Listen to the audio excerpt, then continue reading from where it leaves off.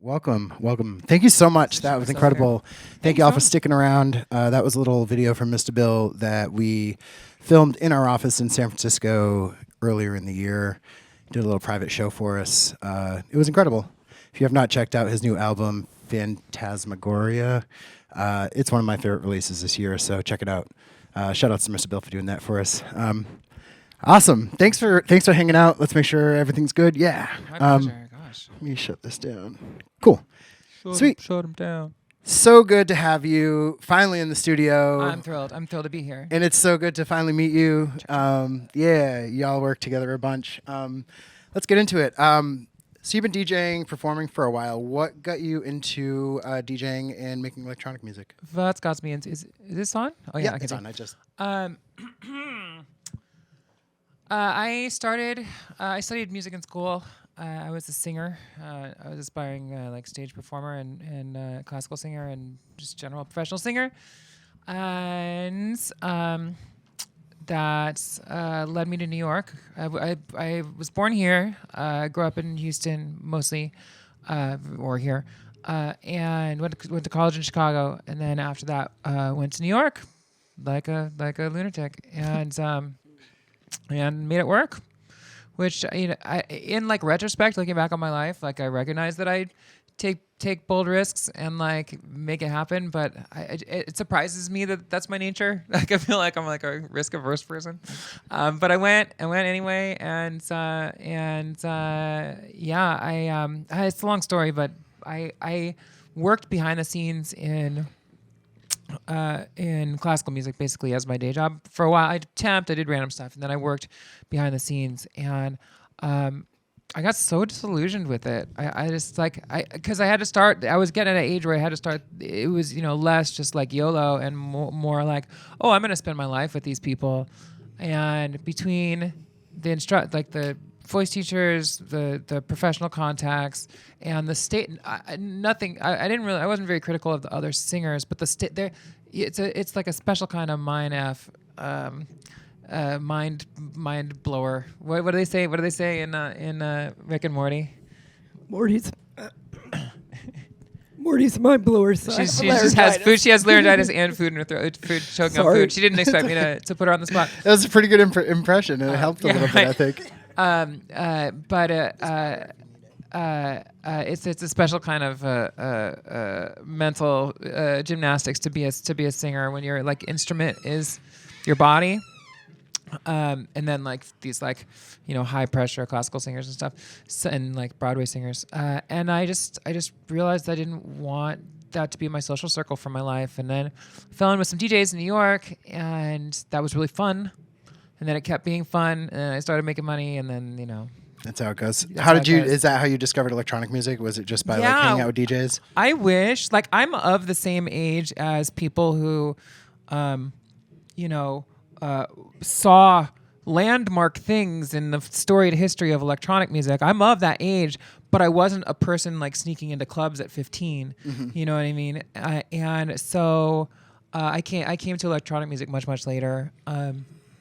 And not even that wasn't even my first stop as a DJ. I think Shaky's getting some air, getting the things going down the right pipes. But because I like her around for this part of the story. But I started out basically doing Soul 45s. We're playing it together at Funky Soul on Saturday, all vinyl. 45s. We only flew with 45s. I was like, you brought records with you, but I guess they're 45s. Yeah, we brought a stack of 7s. I mean, we're playing together for, you know, so we didn't have to like have a full set. And anyway, I started doing that, and then like that quickly. I already had a love for hip hop. I didn't really have like a lot of exposure to electronic music, but I absolutely was there for hip hop, and it just blossomed really quickly, and she'll give me all the credit, but honestly, like I met Shaky, we became best buds, and like she didn't directly introduce me. It's fine, we're good. She didn't like directly like say, hey, look at this genre or anything, but like just by like osmosis and just being in her orbit, I was like, whoa, this is all awesome, you know. And I mean, I did a lot for myself as well, of course, but I don't, you know. This B, I'm trying to. I'm a New Yorker. I swear a lot, so I'm trying to dial it back. But this B right here, was a huge part of the equation. Yeah, but you know, I had a huge appetite. I definitely had I think I'm had the skill set came in with a skill set for it. I wouldn't stuck with it, and I think I had, yeah, as you know, like being a DJ first, you know, in the DJ producer thing, and being a DJ's DJ, which I know we you know, we're on the see eye to eye on that. It's a huge range of skill sets. You know, it's like a lot of things can help you, and not everyone has the same exact skill sets. But like, it's a multidisciplinary thing, and that's part of what appealed to me about it. And so like I came in with a lot of skills that like really helped me a lot. And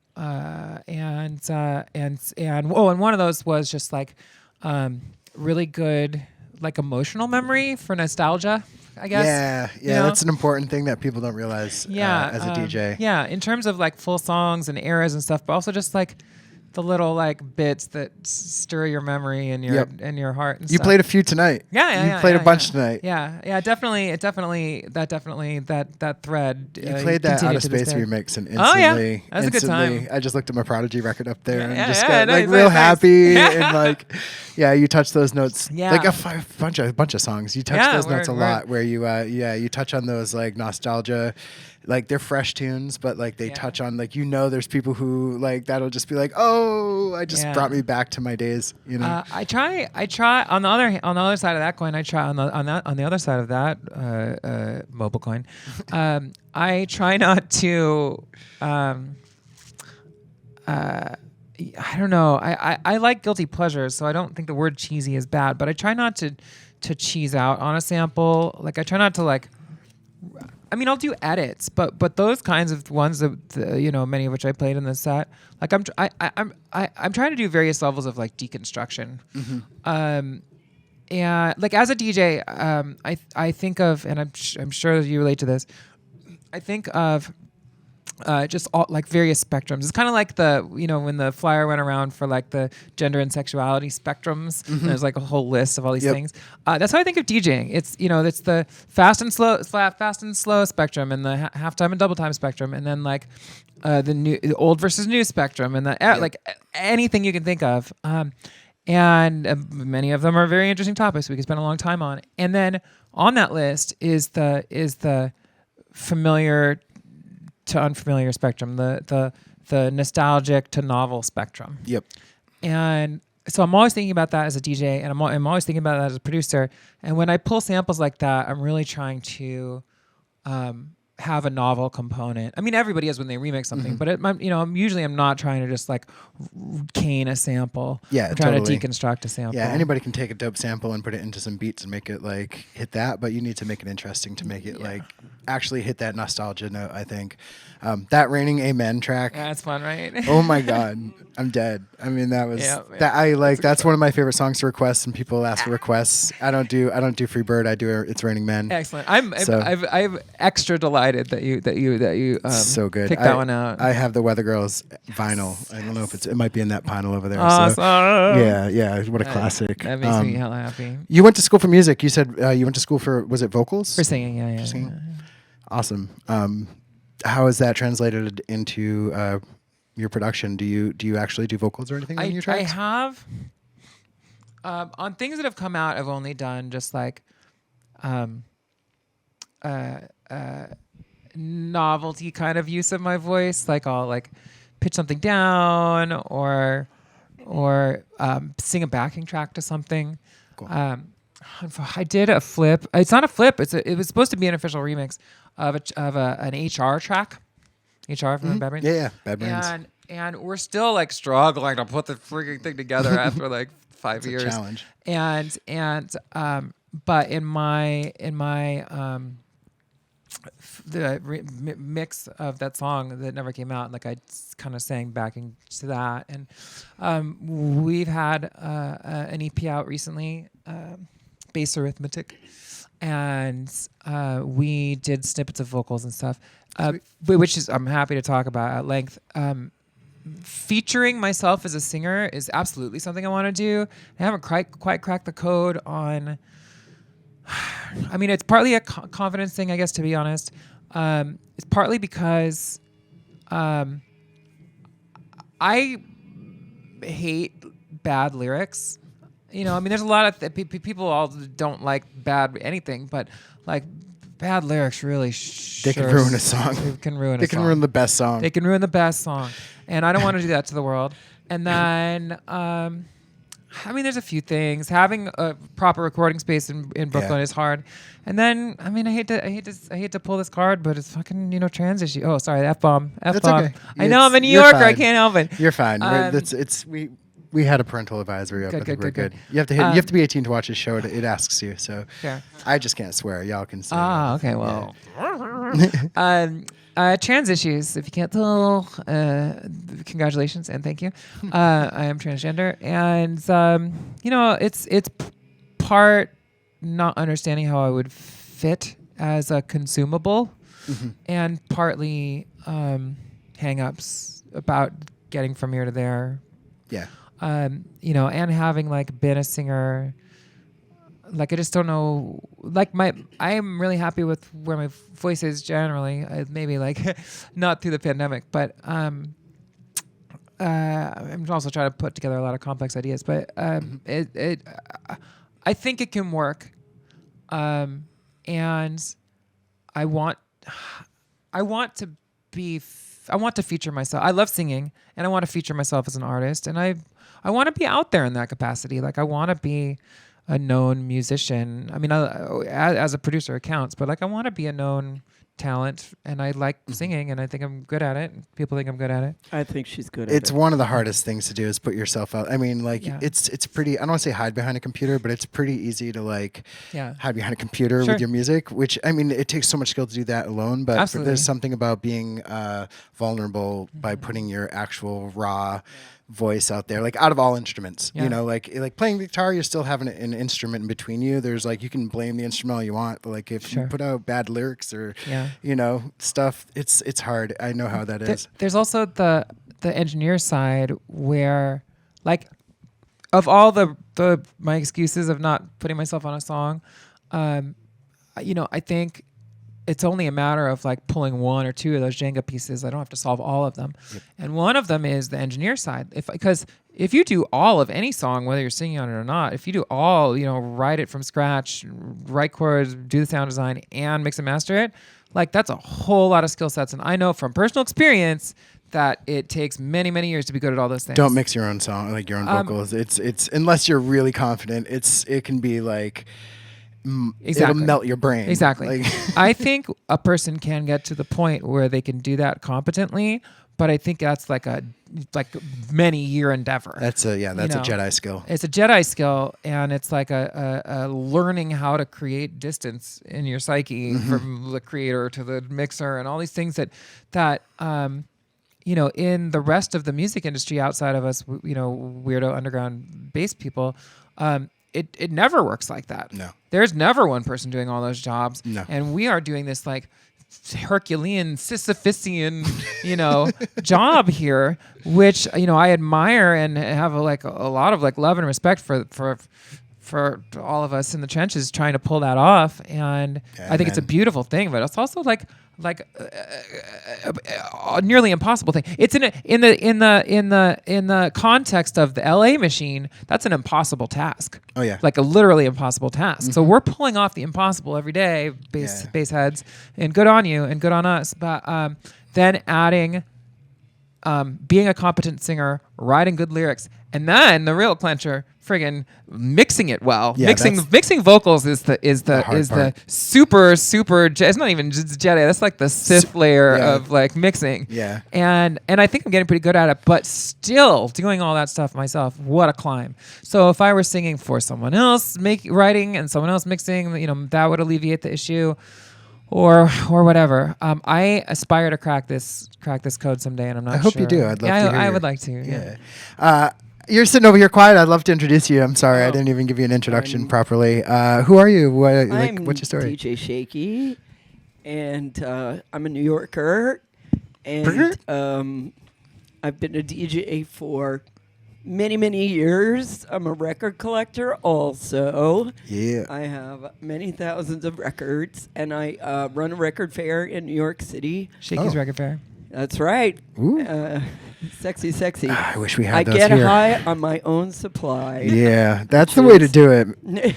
It's not a good policy unless maybe for records. I just bought turntables and I got so excited to buy a bunch of new vinyl, and then I went online to buy new vinyl, and I was like, I'm gonna drop like $300 on records, and I went to Juno and I like filled up my cart, and I'm like, ooh, records are expensive these days, and put like $300 in, and I went to checkout and it was like $1,000 because of shipping, and I was like, oh, the shipping. Oh my heart, that means you. that I'm gonna have to buy one record a month, and then like maybe it's like when we first started DJing, it's like maybe by the end of the year I'll have a set together. Yeah, well, it's a whole different story. I mean, when in the days I was talking about when I first started DJing, part of what propelled me at the beginning was I was on unemployment, having gone to arbitration over unemployment and won, which was the whole story, and.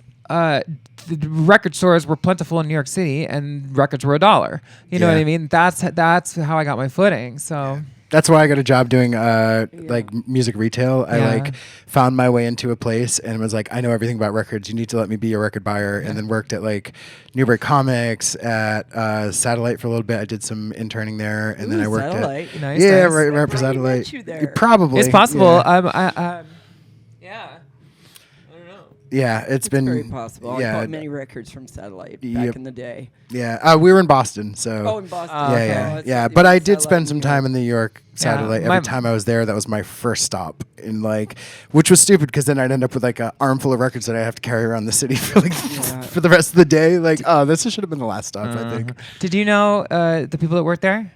From the New York? Yeah. A little bit. My good friend Derek worked there. Did you know Derek? Okay. If you knew the DJ name or producer name, then maybe. We'll talk about it after. Yeah, totally. Let me see. Oh, I'd love to talk to you about the VR stuff. I know it's a little off topic for. No. I think it's very relevant. I just before we move on, we don't need to spend more time on Shaky, but just know that she is an absolute legend. Ooh, absolute legend yeah, in every possible way. Like it is so we just came back from working at Coachella for 2 weeks, and so she's hoarse and can't properly wow you with how amazing she is. just know we'll that get we're there. in the presence of greatness. We have time to chat. Thank you. But I'd love to hear about this VR stuff because you were going off over the pandemic. How long have you been doing the VR stuff? Since the pandemic. Is that you started at the Period. beginning of the pandemic? Yeah, huh? I mean it was basically the first virtual burn that set it off. That was my first foray into VR stuff. Yeah, and sorry,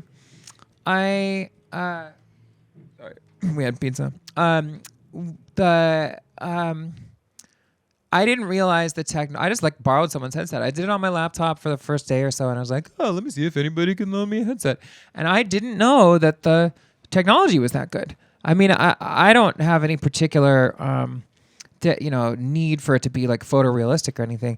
But what impressed me was how it simulated the experience of presence. Yep. And right at like the maximum moment in September 2020 when we were like most starved for it, it kind of blew me away that like, yeah, just it didn't. I mean, I'd had that experience growing up in middle school and high school with dial-up BBSs, message board kind of stuff. I mean, like I felt close to my friends through that experience, but really I would never tricked into thinking that there was a person in my room, but I just was hanging out with people, and it felt like you could feel that. I don't know. Like everyone knows what I mean. I'm just trying to put it in good words, but like that, just like connection that like you feel that like tether to someone when you're speaking with them, and like that totally happened. It's like, oh man, wow. So, it instantly felt like I was at a festival meeting, like having really crazy discussions with total strangers. That I was just like, like total, like instantly. Well, that was the other thing that got me hooked. I mean, like all of VR is kind of like this. But since I entered through the virtual burn, how burn-like it felt, how it was like you ran into someone and then that took you, and you were like accidentally ran into someone you knew from a different context because of that. And then at that camp, they're like, "Oh, did you see this thing?" And then you portal to this thing, which feels very burn-like. Being able to fly was a nice. Being able to fly is very nice. Definitely. But I learned right away, and then was like had so much fun just teaching people how to do it. Like it was so gratifying because I knew how much it made me happy the first time I did it. Right, for sure. But that in itself, I mean, the flying is a wonderful experience, a wonderful sensation.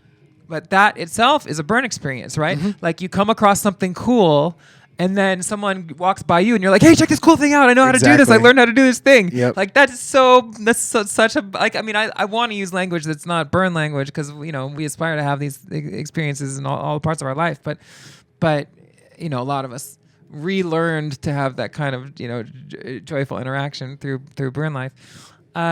Anyway, so I quickly. Migrated, I guess, to being friends with the locals of that platform, and there's a lot of bands going on. I love it. I told you as soon as we start. No, I love it. I don't think you can hear it on the stream though. So, I'm just there's like a lot of background information on why I'm saying this, but I'm just gonna skip it. So I just started snooping around what else that VR platform and VR in general had to offer, and I started stumbling upon really amazing people that had nothing to do with the burn. Yeah. It started to occur to me that there was a lot of that spirit totally divorced from the burn in that environment. Like those people, like it makes perfect sense in retrospect that those people and the burn people ended up together because like they had just like a lot of similar like ragtag spirit and rock creativity. And then speaking to the rawness, like dial-up bulletin boards, in the 90s and whatever, most VR spaces these days, this is really like a long walk, but it's all good information. Most VR spaces these days, there's no algorithm, right? Like no one's filtering the information, which is like, to me, a really, really big problem with social media. And so, I was... It felt very familiar to my middle school and high school days, but I started being confronted with people I didn't agree with, and at first I thought it was really weird, and I'm like, no, this is life, and this is how we should live, and yeah, I was just super magical. So there's a lot to say on each step. That's why I keep kind of muttering, but I'm just gonna keep it moving. So I got really inspired very quickly to create VR environments. And DJ in VR too. So I started taking gigs, and that was really, really fun and rewarding. And then I had this, like, I don't really have like manual artistic talent, or I never developed it. And so having I'm kind of technical minded and like good at computers and stuff. So having that become the palette and the easel and stuff allowed me to express a lot of pent up visual art desire. Sweet. And like experiential art desire, and so I was just describing it similarly yesterday. It felt like how sculptors talk, where like the thing reveals itself to you as you do it, and so I just in a very like as I went way like developed these sort of immersive experiences, and all very different from each other, I mean, I was like, it was feverish. I was sleeping 4 hours a night, and yeah, I remember when you got into it, and it was like, wow, like she's going off right now. Yeah, like, and I it didn't even. I don't know if anyone gets in these phases. I certainly do, in general, where I'll like be a normal person that needs normal sleep, and I'll get like into something, and it's like I don't even get tired. I'm just like manic almost, and also really jazzed on the friends I was making. So. I made these environments, and I also thought of them a lot as like Zen Gardens. I don't know if you know much about Zen Gardens. I only know a little bit, but one of the principles of Zen Gardens is you're not supposed to see all the way down the path. You're just supposed to see the next turn, the next bend. And so I kind of used that principle to make things feel really big because you could only have limited resources. Like you could only have so many polygons, you can only have so many whatever. So I made things like tell a story in that way. Sweet. to the person experiencing it, and like I just vibed off it so hard. So that sort of led I helped put together an annual burner party from a DC crew. But I did the bulk of the heavy lifting because it was like building all these environments. It was in VR because I couldn't do it in person. And I just burned myself out. It was a wonderful project. And I burned myself out really hard, building a bunch of like pretty involved worlds really quickly, booking DJs for them, and like interfacing with the AV stuff, and even still, when that was done, I had an idea that I couldn't let go, and I built this probably my favorite thing that I made. After all that was over, I was just like a vegetable, and I couldn't. You had to step away from it. I had to step away from it, and I haven't quite recovered. But from that led me into that's alt space, and that kind of led me into VR chat, where there is a vibrant club scene. Oh, cool. And I've not explored that yet. It's wonderful. I mean, I don't want to just like overgeneralize. Through the Oculus? Can you do it through Oculus, or is it specifically? When you get to those, you basically need to be connecting the headset to a PC. Gotcha. Yeah. There's a lot of stuff like that with the Oculus. Yeah, I mean, no, everything I've talked to so far, you can just do with the standalone headset. But when you get to the VR chat, it's a little more like graphically intensive. And like then you're in an environment where people are choosing their avatars and like creating them for themselves from scratch. That's cool. And then that gets really tricked out. There's like audio reactive avatars, and people are in there dancing with like hair so pulsing cool. to the beat. You're gonna invite me to some of these It's parties. fantastic. Yeah, it's let's fantastic. do it. Now, all of that is really interesting and sociologically very, very interesting. I mean, very, very interesting. Like what people choose for avatars, and like 80% of the time it's like anime girl, regardless of who the person is. And but then like it goes from there to like pencil, Scooby Doo, giant ogre, and it's like okay, cool. Or like cool, like every once in a while instead of anime girl, you'll get like cool anime boy in like a suit, Yeah, white suit. And anyway, so but what's all that is super interesting. What's remarkable about it to me is that I there's no commercial pressure basically for the dance parties for the DJs, and so honestly, I think it's more raw and more underground than anything going on right now. Yeah, it seems like I know the future is VR. I mean, especially with the whole what's called the Facebook thing happening, Sure. And it's definitely going to move to the mainstream. And it definitely feels like through pandemic, I feel like this was the start of a whole new scene. I agree. I think it's going to take. Really interesting. I agree, and I'm hungry for it, and I'm excited for it. I think it's still going to take some time. I think it's got the price point. I will. The price point for these things are coming down, but they're still really bulky, you know. And I think as that alleviates, yeah. And then like ultimately, what's going to happen? I like immersive environments. I think I prefer immersive environments. But what I really think the future is going to be is like AR clubbing, you know. Yeah. That's a big dream of mine. Yeah. I'm gonna throw an East to West Coast party. That's all AR. That like.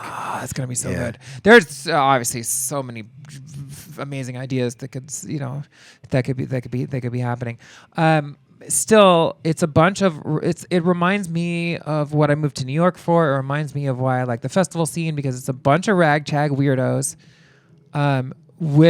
There's no bar guarantee to satisfy, and there's nobody looking over their shoulder. It's just like who is cool. And like not like fake influencer cool. It's like who is the coolness is solely based on creativity. Yep. It's how cool is your avatar, how good is your music. Yeah. Because there's nothing else. There's no one selling drugs. There's no one. You're not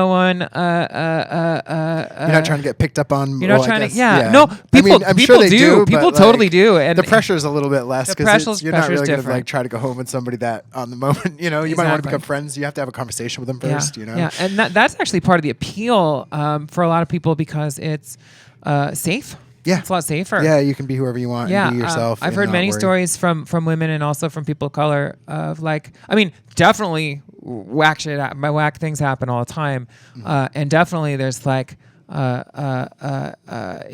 certain circles that I observe like a intense discussion of like what virtual blackface looks like and like how right or wrong that is. And nevertheless, if a person of color gets into a disagreement with someone, there's no physical danger. Exactly. Yeah. And of course, then for a woman or whoever might be in the wrong end of a sexual power dynamic, you are.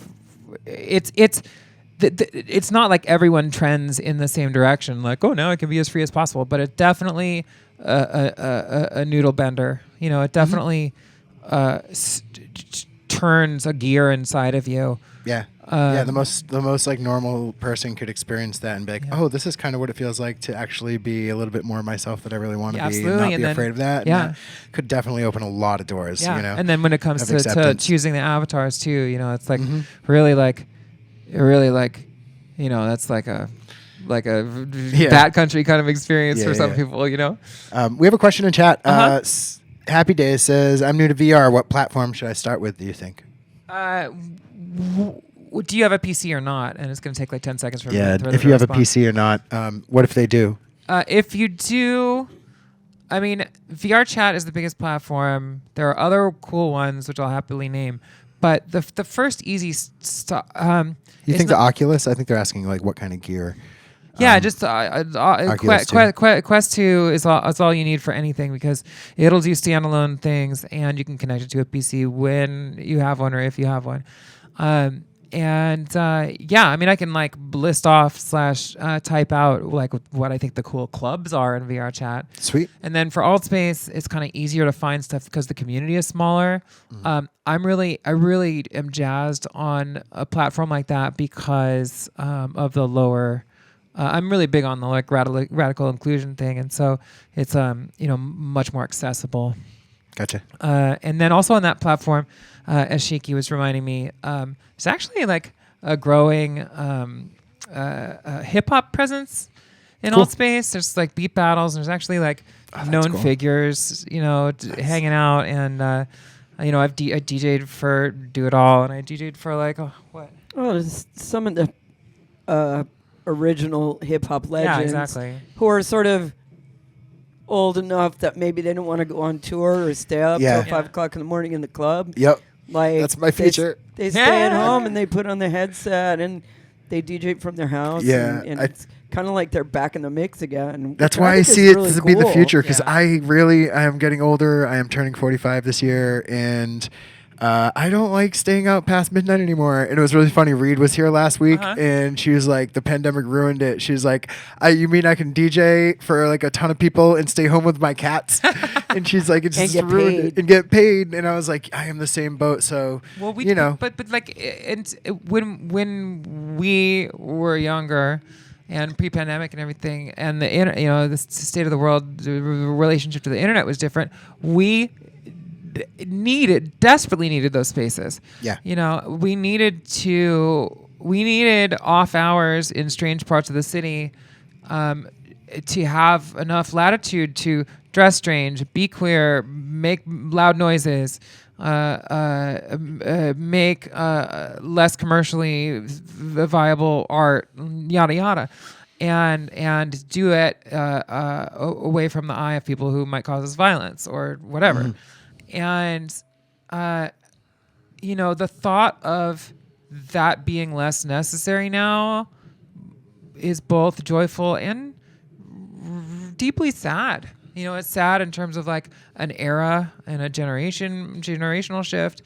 And it's sad because it'll change the canvas of what we do. Yep.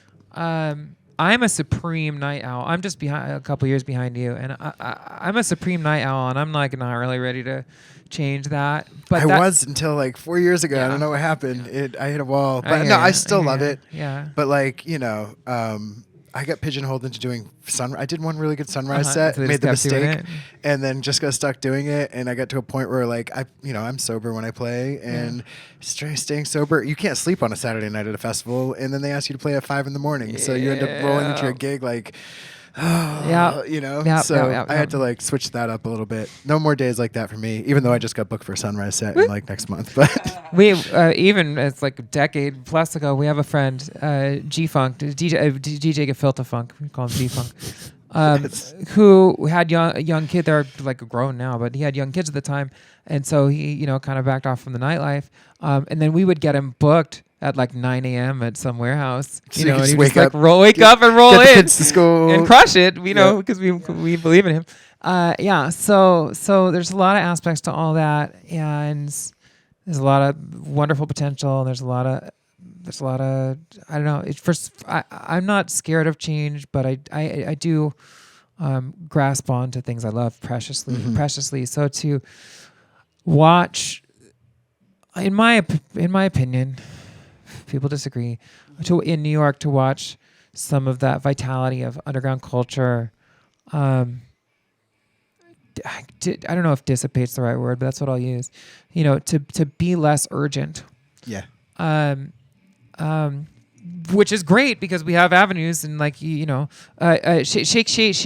One of my earliest shaky sayings I remember is that she thought some of the fiercest. This was 15 years ago. I heard her say this, that some of the fiercest DJs were people from random nowhere places because they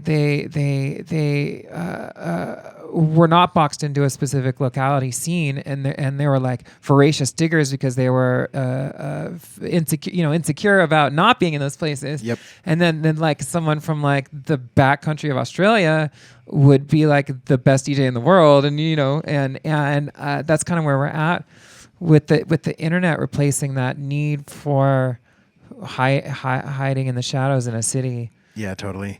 It's funny though, because LA went through a really stagnant period. Pre-pandemic, it felt the same. It felt like it was a lot of the same stuff, a lot of the same people getting booked over and over. There was people playing the same music, and it felt really stale for a minute. And I really was like, man, is this the end of that really fun underground vibe here? The pandemic happened, and this city's blossomed again this year. And there's so many amazing underground events happening every night of the week. There's too many to choose from. But if you need to choose, you should come on our April 30th to Cryptic. Sorry, quick little plug there. Let's talk about teaching music. You're an incredible teacher. Thank you for saying so. Yeah, I did not even know that you actually taught music. And then my good friend Shrimp, I don't know if Shrimp's still in the building. They were I was like, they sent me one of their first tunes and it was dope. And then a couple months later, they played a tune. I'm like, this is sick. And they're like, yeah, this is one of my tunes. And I was like, what happened? And they're like, oh, I got this amazing teacher named, Lexi, and I was like, oh my God. I was like, so another connection between me and you where I was another total random person was like, oh, this amazing person. So yeah, you're really good. So what's the biggest piece of advice for somebody who's just picking up gear and starting to learn how to DJ, even if it's just anything? What's the first person you tell somebody? Oh, it's. I wish I could boil it into a quip. I feel like I'm very efficient and direct with getting people on their feet, but I think it's a kind of a case by case thing.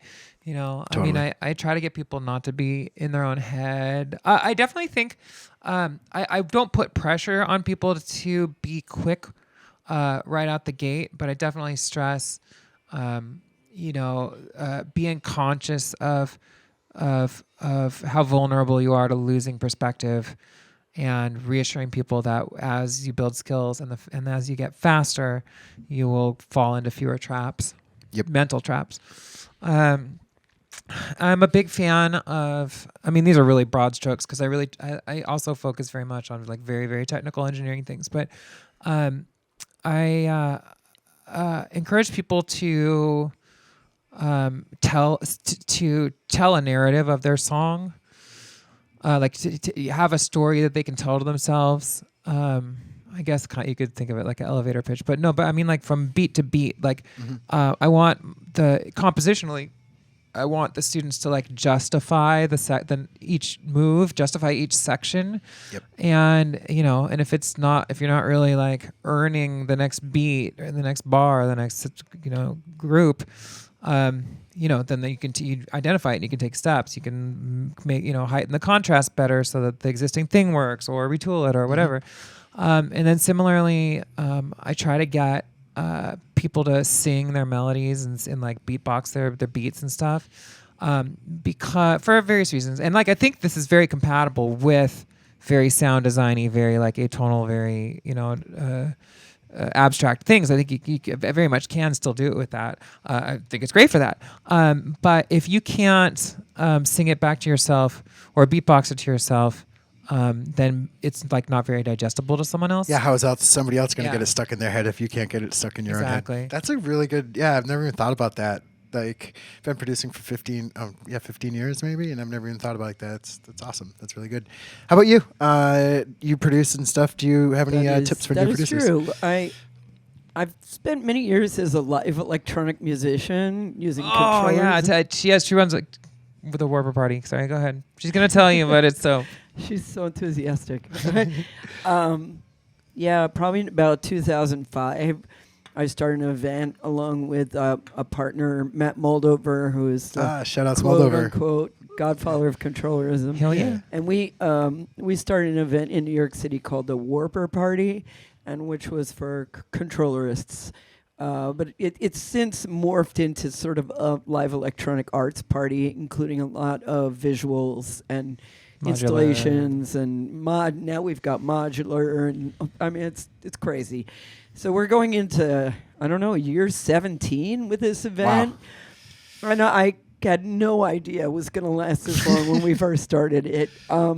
But I've performed as a live electronic musician, making up crazy controllers with like weird eyepieces and all kinds of stuff. But it's odd because I always thought of it as more like a live thing, something interactive, and I never really laid the stuff down. Some people did take some of my recordings and mix them down, and there were a few tracks put out from that. So, but I was working on music for years and years and years, and then I don't know. I just started getting interested in, hey, final product maybe at some point. All my modular friends are like that. They put out the dopest sets, and I'm like, you record it? Like, man. Yeah, I mean, I kind of the charm of it sometimes, yeah. The live thing and the improvisation. I've worked with many people, percussionists and visuals people and everything. I don't know. To me, the live aspect is what I get a kick out of. And also, unlike her, I'm somewhat phobic about software. I just look at stuff and I'm like, and thankfully she bypassed me by a whole lot with Ableton, because I've been using Ableton since 2005, and then she picked it up and she got way better than I did. Well, at the recording and mixing and stuff. Yeah, but she's not giving herself enough credit though, because that is true. And then in the last 2 years, we both been studying engineering with Seth Drake. Oh, cool. Wow. That is true. And I think it took me from being an excellent engineer to being like freaking great engineer. And for Shaky's part, I think, she went from being, scared of the nitty gritty, but to like truly like developing her ear and developing a concept of the tech. I think conceptually and my sensibilities have changed drastically since working with Seth and Illexxandra. Oh, shut up! Oh, I miss. Yeah, we're gonna get him back to freaking LA. I miss him so much. Like he was part of the fam for a little while. Like I get why you moved. I know. It feels like jealous reasons. It feels like he belongs here. Yeah, 100%. I feel like the United States really let him down because he had a family, and it's really hard to have a family and health insurance and everything here. Yeah, especially where he was in a very kind of down to like a really awesome loft creative space. It's just like it's really hard to bring up kids in LA. I think it's just and especially when you have beautiful Canada to but we miss him. We miss you, Dylan. Hopefully you'll come back and visit. Well, normally on Wednesday nights we would be doing his the weekly download class with him, which we watch religiously. Yeah, if you don't know Producer Dojo, check out Illexxandra. He's one of the most prolific teachers in the world when it comes to Ableton. Oh, incredible. Just in general, he's not even just Ableton. Some of his classes are just about philosophy, and it's just I don't know. Big respect. Also, shouts to Seth Drake's. It's demeaning to even say assistant, but super producer assistant Clint Moody. Who we're just fan of. Who extra super, extra super badass. We're gonna see him in about 2 weeks. Or 2 weeks at the end of May. So I it's a whole other topic, but I struggled. We all struggled. I continue to struggle to come out of my hidey hole after the lockdown and everything. Nevertheless, thankfully, I have a May schedule that vaguely resembles my previous vibrant DJ career. And at the end of May, I'm playing BigFoot Electro, which is a second-year new festival. Yeah, it's really cool. I it's like cool the festival. name. Oh yeah, it's a real good time. very cool. Got a great Where is lineup. this? It's in Tracy City, Tennessee, which is near Chattanooga, but people travel in and out of Nashville. Nice. Yeah, And It's close to where Bonnaroo. Oh, cool. Yeah, it's close to where Bonnaroo is. We went to Bonnaroo once. And yeah, so did she. She did whole story. I played a live electronic She played a live music live for electronic 6 hours straight. She did Ableton, and she had a bassist, Aaron Goldsmith, who like plays like a whole bunch of different basses in this show. It was very cool. Awesome. Long story. So, where were we? What are we talking about? Shows. You have a show. So doing BigFoot Electro, and we're gonna see Clint because he lives in Nashville. Clint, yeah. Sweet. I do want to address the question you did ask me, and that was advice for new people. Yes. Which a few things that we frequently talk about is using scopes. Using scopes because your perception, Like metering and meters for as many things as you can meter, because when you sit and you work on stuff, your sensibilities. you lose perspective. You actually get used to sounds. And Ear fatigue is a real then thing. You start doing more and more highs, and then you come back to it the next day, and you're like, "What was I thinking?" Our brains are very adaptable and very squishy, Yeah. which is like a strength and difficult when you're doing this. 100%. Yeah, so scopes are really good for reference, and also reference tracks. Like Yes. if you I think reference tracks are not just huge, what our but teachers absolutely call necessary. target tracks, so that you can A/B stuff, and really can't rely on your. I mean, you can to a certain extent rely For on like your a couple hours. perspective, but then and you also have to take breaks and that kind of stuff. So I mean, I think those few things are really important. Those are great tips. I think reference tracks are like crucial. I mean, like I don't know what how more strong essential. I want like the strongest word possible. Like it's just mandatory. Like mandatory. Yeah. I think reference tracks are mandatory because because we're so vulnerable to lost perspective. You have to know. You have to have a tether to reality. And if you only reference one track in your project, then that one track is your whole reality, and that's just as bad. To have three tracks, like for example, to have three reference tracks like right in the Ableton project under your what you're working on, it shows you first of all that there is no objective correct way to make a track. It's this like collective experience that we've agreed upon. And that each one of those three songs that you've picked songs whose mixing you admire, you'll quickly see all three of those songs have flaws, all three of those songs have strengths, and most importantly, you are now informed to make decisions. You know what the spread looks like out there, and you can choose how your hi-hats want to sit, or how wide something is, or the contrast in volume and width from section to section, whatever. You you owe it to yourself to get informed, because there's no other way to do it. There is no other way to do it. If you do it without that, you will always be chasing your tail. Yep. Forever. Yeah. And your song is going to be sandwiched in between two other songs. Yep. And you want it to You don't make want sense. it to be like some sort of weird nightmare when it gets to your song. Yeah. Like your set is dope, then your song comes on and it's like, what the fuck? And then another song comes on and it's dope again. Like you want to have some. That's my consistency. nightmare, and that was my experience. The first album I put out, I just put it out and I mastered it myself. Which I'm a sound engineer, I know how to do this, and did not use reference tracks. And it's still out there. I love the music. I still like the tracks, but I can't play any of them in a set because you gotta pull a Taylor Swift. Yeah, just remake it. I wish I still had the Ableton files. I don't. Yeah, and they're mixed bad enough that I can't. I don't know if I can polish it a little bit, but they're just what they are. They're a reminder of my progression is what I look at. They came out 12 years ago or something, so it's good to go back and be like, wow, I wasn't that. It's good to know you progressed over the years. I found some old tapes of mine from 20 years ago, when I used to first started DJing, and I was like, I remember myself always being this amazing DJ, you know, like I'm like, I've always been good. And I like listened to the tape and I was like, ouch. I was one of the worst DJs I have ever, like train wrecks, me trying to mix different genres together that shouldn't, like techno and drum and bass. And like on vinyl, like, yeah, no, it's some of those tapes were real messy, but then I found some new ones and I'm like, oh, these you can hear the progression over here. So that's nice. Let's like do one more question and then let's do some back to back. Yeah. Who inspires you? This bish right here. In terms of artists, or in terms of anything like in general, yeah. Who do you look to as for inspiration when you're making art? Sam Bingo. In terms of producers, we adore Sam Bingo.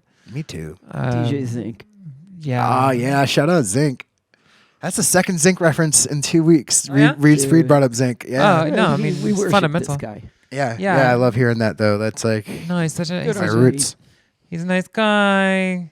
He's reinvented himself. He reinvented himself over multiple and over and times. over And again. like, You know. I got some Zinc vinyl over there. hell yeah. For sure. Hell yeah. Good for Well, Bingo Bingo Records. Beats. Yeah. That was a two-step. I mean, I still make two-step, one of my projects, but like that's kind of like I went drum and bass and then kind of jumped into like garage and two-step for a good amount and then new school breaks, you know. Yeah. But yeah, that was my roots before I got into like bass music, I guess you call it, you know. He's been remastering a lot of I older, mean, this was older stuff. music. started a Not long time just ago, his but- stuff, but Yeah. other really? people's stuff. Oh yeah. I mean, Ooh. this starting. Yeah. You know, I mean, like 10 years ago, even he started getting his just his hardcore collection remastered for use in modern clubs, and it sounds great. And he won't give them to anybody. I was like, oh, I got to do some. Oh, never mind. You know.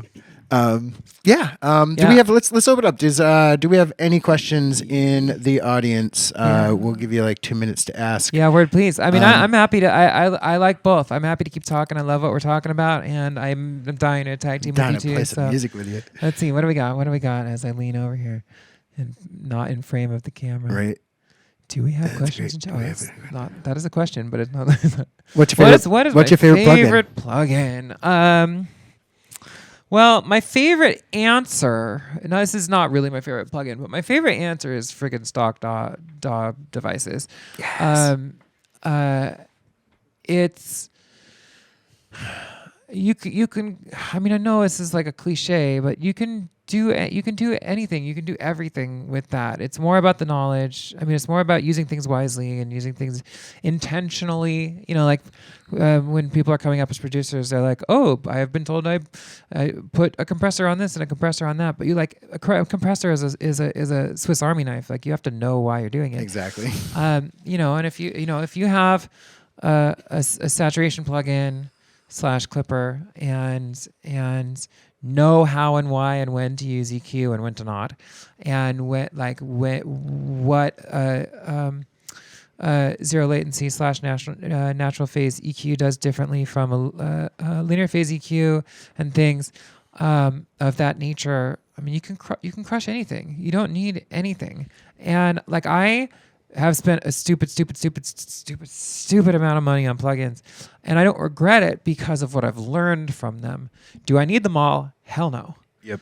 I don't regret it for a second because I like learned how audio engineering works by like obsessively comparing plugins and like learning how they work and everything. But you can crush the hell out of anything with stock plugins. Yep. As far as what my favorite plugins are, I mean, like so they're like very much not sexy answers, which is like fab filter is necessary, and like various ozone things are necessary. I mean, isotope things are necessary. That sounds sexy to me. If you say fab filter, I'm like, and I love that plugin. I think we're getting to a point. Well, at least in my workflow, where leapwing is necessary. The leapwing plugins, they're expensive, but whatever. I think we're at a stage in the history of bass music where soothe is becoming necessary. There's a new, relatively new saturation distortion thing out called Rift, which is super sick, which is like basically going to be in all my projects now. Sweet. And I haven't heard of that one yet. what do you mean? The wave plugins. There's like a new wave table. What's that new Oh, I know what you're talking about. Are they the free one? Like the free plugin thing that came out? That's like, yeah, I'm forgetting the name of it. We just Oh, you talked mean about Vital? Vital. Oh, I think Vital's Vital. Yeah. Yeah, I mean, I'm a as far as like what am I a fangirl of? The answer is easy because it's Arturia. Like I'll like not even blink and buy anything Arturia puts out. Awesome. Yeah. To touch back on the standard the box plugins that come with Ableton, if you want to see the extent of what they can do, check out Ahi's racks. He sells them for like $15, and they come with like 70 different like weird things you can do with the standard stock plugins, and some of them are so crazy. Some of you can't even use, but they're just fun to make noise with. Yeah. But like a lot of them are just like, wow, I didn't know you could stack this many and to get this whole new plugin out of it. Yeah. So to me that's I'm glad you brought that up. To me that is for like the extremities. That's for like out there sound design, which is important to what we're talking about. Speaking of granulator, yeah, absolutely use granulator all the time, kids. Granulator. But what I mean is like the meat and potato stuff. How much can be done with the absolute how much, and not just like, oh, I'm doing this because I don't have X synthesizer. Like how much like masterful craziness you can come up with just with operator the bread makes and butter. The best sub you can probably. My operator is all my subs now. Yeah, me too. I mean, every one of my tracks I use operator. I used to use various things, and every once in a while I'll deviate, or like the bass synth that I'm using has a sub that I stick with, or whatever. Or every once in a while, maybe I'll use like Arturia Moog or something. But like 95% of my songs is basic sine sub. Yep. Is, same. Yeah. I mean, like Juicy. there's an operator plugin. I mean, a preset called Basic Sine Sub, and I mean, once you saturating an 808, saturating a sine wave is better than using Serum. You know, 100%. Yeah. I mean, not always, but frequently. Yeah. It's just so juicy and delicious. Yeah. Do you have a favorite plugin? No. Gear. Live gear. I've just been. She defers to me. Delegated the engineering part to her. Gotcha. Shaky abstains courteously. She just, I consider myself like. There's a microphone. Oh. Okay, I'm gonna take it back to. I went to film school. Okay, and in film, you have a director, you have the actors, the artists, then you have all the people, the cinematographer. Totally. I see myself more as a director. Yep. And she's a cinematographer. That totally makes sense. For her project. For my project. For our collabs. You know what I'm saying? Mm-hmm. I kind of have an idea of, and she's very graciously helps me manifest. Helps you flesh it out, yeah. She's really, really fast at it, and she's got all the toys. Maybe one of these days, I won't have the luxury of leaning on her for that, and I'll have to learn all this fancy stuff myself. But that's the other lesson for up and coming / new producers though is work with humans. Collab as much as possible. Totally. Form collectives.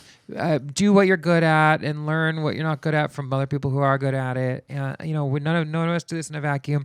I learned to do. I think I'm at a point where I can pretty much do the whole thing start to finish by myself, and that's not the good way to do it. It's a sucky way to do it. It's really uncomfortable. It really hurts. You bang your head against the wall for many, many years. Yes, you do. It super sucks, and maybe someday it'll work for you, but don't try to do it that way. But she That's the hard way. writes me at 3:00 in the morning, and she says, puts on Facebook Messenger, I just finished this mix. Can you listen to it? And then I'll listen to it, and I'll be like, "What? This is really high. You sure you want this so high?" And I give her a lot of feedback. Yeah. Also. Oh yeah, she's got a great aesthetic and a great perspective. Sharing is huge. Yeah. That's why we started the Producer Social rip. I mean, not really. It's still going in Reno, but Producer Social isn't happening in LA or anything anymore. But I completely recommend finding a small group of like 5 to 10 people that you really trust, no matter how good or bad they are at writing music,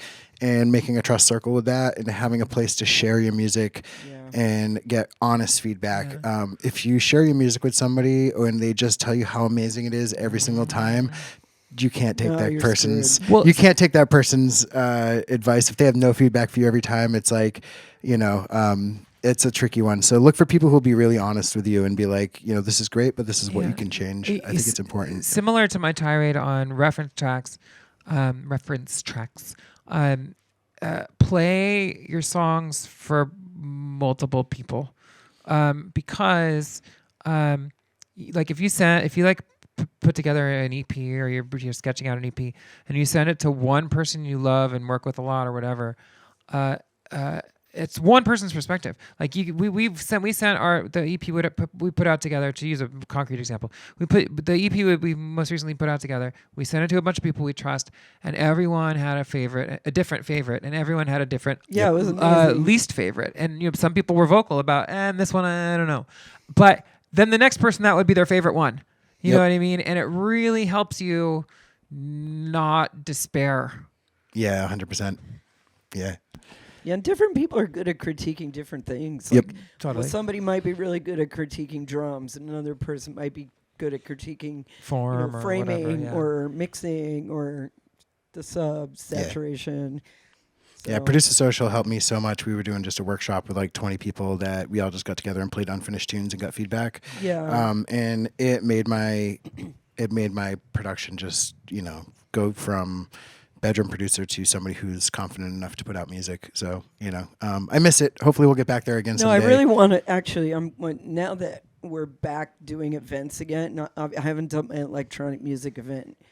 Called Warper. Called Warper Party, in 2 years. And in that last 2 years, I've gotten so much more into production that I really wanted something like that to be, now that we started back up again, have that be part of the, community. And, Sweet. and we both, this is kind of a non sequitur because everything we're talking about could talk about for another hour, but we both are kind of observing visuals as a trending thing. Yeah. And I kind of feel like, that visuals and visual effects are... Our flyer actually has the visual artist as big as the DJs on our that's flyer, great. and we're trying to push that because they do just as much work. Oh, of course. They And should be always, featured. yeah. I hate seeing them stuck on the bottom of the flyer in little tiny letters, Well, a lot of times they're doing... a lot of times it's like a work for, depending on the context, it's like a work for hire situation. Yep. So they don't really have an expectation. Also, they don't have any stake. They're just like, you pay me or I won't do it. Yep. And of course, everyone should get paid. I'm not saying that, but trying to. I think the naturally visuals people are becoming more of the collaboration in the team. And then what I mean specifically is live visuals, and the creativity and complexity of that seems to be blossoming, and the tools seem to be getting more accessible, similar to how Ableton and things made electronic music production more accessible to people. And I'm excited to explore that myself. I don't really have a background in it, but I am learning to through my background now in Unity and doing 3D stuff, trying to get in that way through 3D visuals. I made a pretty involved a visual component to a mix I did recently. It's different from my set. It's like a chill out mix, and it's a cool thing. I'll tell you about it some other time. But I got so jazzed about the visuals I made for. I'm really, really, really proud of the visuals I did. I created adapted/created an environment in a new program, up and coming program called Volta, which is a Unity-based thing it's for audio reactive 3D visuals. Cool. And then for the first time, I downloaded and used for the first time DaVinci Resolve, and did a lot of automation on post processing, evolving post processing over the first pass I did of audio reactive 3D visuals. And so when Warper comes back, I'm really excited to attempt to dive into that world and see how that goes. That's awesome. Well, hopefully we can have you back for a live event, and we can maybe work that in, because we're going to be pretty visual audio heavy. I That'd would be love really that. cool. I'm so jazzed. What I want to do is try to pull off a live version of what I created post with for that video. And if I can pull it off, I'm gonna do it as much as anyone's gonna let me. Amazing. Oh, you know what? Before we go, DJ, I remember while I was DJing, someone asked a question if they're still there. Sure. If I was using Tractor through the CDJs. That, I mean, I'm a Luddite, I guess, but no one's gonna take my flag away or whatever, because I use Serato, like all the old, jocks used to and still do, like the multi-format DJs still do. And I came up on vinyl and then in CDJs too. And I very much enjoy decks, but I actually don't use them. My preferred situation, which I'm doing over here, is USB straight from my laptop into a Pioneer mixer, and I do internal mode. I'm really good with the keyboard shortcuts, and actually, aside from if I'm like would want to scratch or something or backspin, I prefer it. It's a lot more efficient movement. Like I mix manually. I don't. We both do it this way. I mix manually. I don't sync. Nothing against syncing. I do mix manually, but it's just with like these really like short movements instead of like. Yep. It's like, to me, it saves you some flight space too. Yeah. You're just gonna bring your laptop everywhere. That's true. Yeah. It's hard to fly with controllers these days. It really is. I went off, as Julie knows, I went off on our Serato rep in New York, who we love, who we adore, we love. And on we went to DJ Expo, not the person but the place. Yep. Because we also know DJ Expo.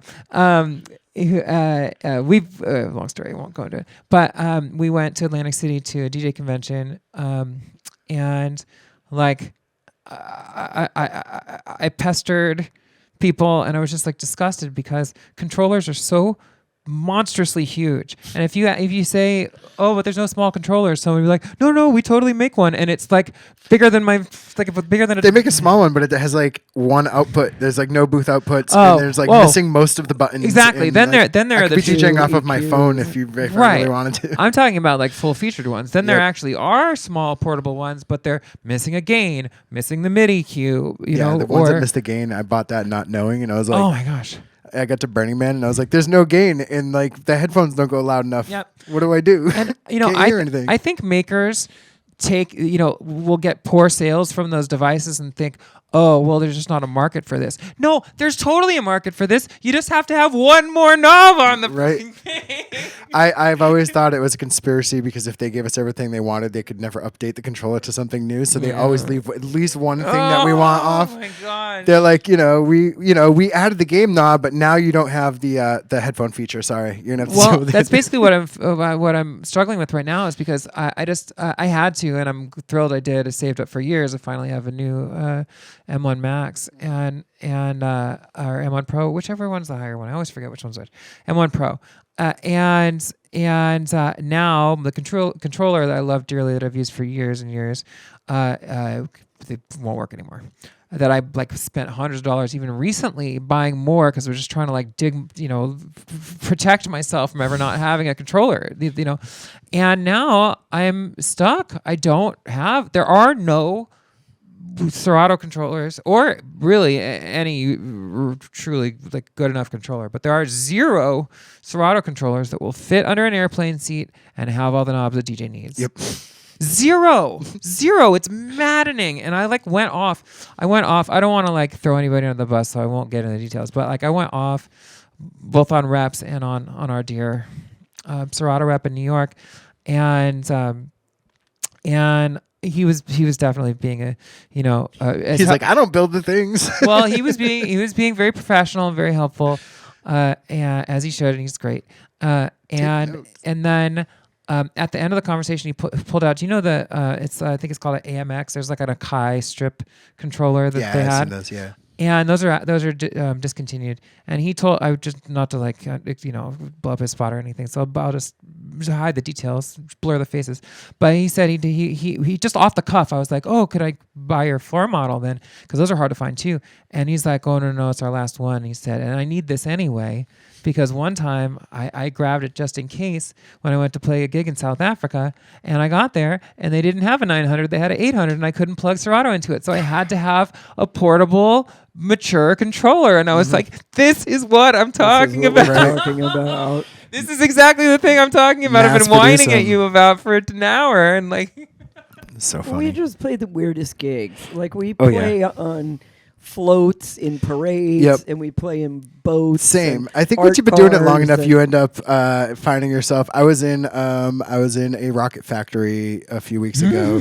Did not know where I was going. Booked for somebody's company party. Got flown up to San Francisco and ended up in the rocket factory that like makes rockets for Elon Musk and those guys. And like my desk, my DJ booth was like a rocket that was going to go into space in like 3 weeks. fantastic. But they actually, long story, I'll tell you after, but it was like kind of a nightmare gig. It was an awesome gig, but I got misinformed on what kind of music they wanted to hear when I got there. And, when you show up with one flash drive. Well, that's the thing. That's why I stick with Serato, boys and girls. I wish I had otherwise- Serato right then. But that's the thing is you can't really be a I don't think you can be an effective multi-format DJ on USB sticks. Nope. Unless Unless you have a lot of USB sticks with you. But even if you have a million USB sticks with you, you cannot organize them like you organize them on Serato. You 100%. can't. You can't. I don't I care what agree. anyone says. I agree. I've been you know, trying. Exactly. And like we were at the DJX in Atlantic City, and there was a panel, and in it the moderator said, "Okay, show of hands, who uses virtual DJ?" Like a bunch of hands went up. Who uses Serato? The rest of the hands went up. Who uses Rekordbox? Crickets. And in our world, we're the weirdos because everyone uses Rekordbox. You know what I mean? And like there's such a gulf of understanding between like controller makers and clubs. I recently learned that somewhere I worked frequently for many years, hires me much less, partly because I continue to use a laptop. And That's crazy. It's disheartening, but it's also a gross misunderstanding because Yep. you can't do what I do, and I think I do something unique and special. You cannot do. I mean, I'm not the only one who does it, but you cannot do what I do with those tools. Yep. Agreed. Sweet. Speaking of tools, we should go use those tools. Let's Sit do over it. there and play some music. We're gonna Rock on. we're gonna to a break for like 4 minutes, 5 minutes. Just so we can while walk over there. Walk over there. We get a little clip from my homie Astronaut, aka Grease with a Spoon. He did. Yeah, big ups. Yeah, Grease one of my Witherspoon. bestest friends. We love Grease so much. He did this amazing set from us. His hip hop. A lot of you guys don't know he has a hip hop project called Astronaut. And it's actually not even hip hop. It's like hip hop, pop, country, reggae, a little bit of everything. Killer. He recorded this piece from the space he's staying in Mexico. He's down in Mexico. Well, he's back now, but he was staying in Mexico. And like, long story short, he was supposed to film this amazing thing on a mountaintop, and then it rained for 3 days, and he hit his deadline. And he put together this incredible piece from the house of the people he was staying with. That's like a one camera shot that moves different rooms. We're gonna play the first like 10 minutes of that, maybe like 8 minutes of that, and then we'll be back with some music. So yeah, thanks for tuning in. We're here. My name is Demoth. We're here every Wednesday, 6 p.m. till whenever. We have amazing DJs every week, all underground, not just bass music. We have everything, world music, sometimes some house, drum and bass, everything. So give us a like and follow, support underground music. We'll be back in a few minutes. Woo.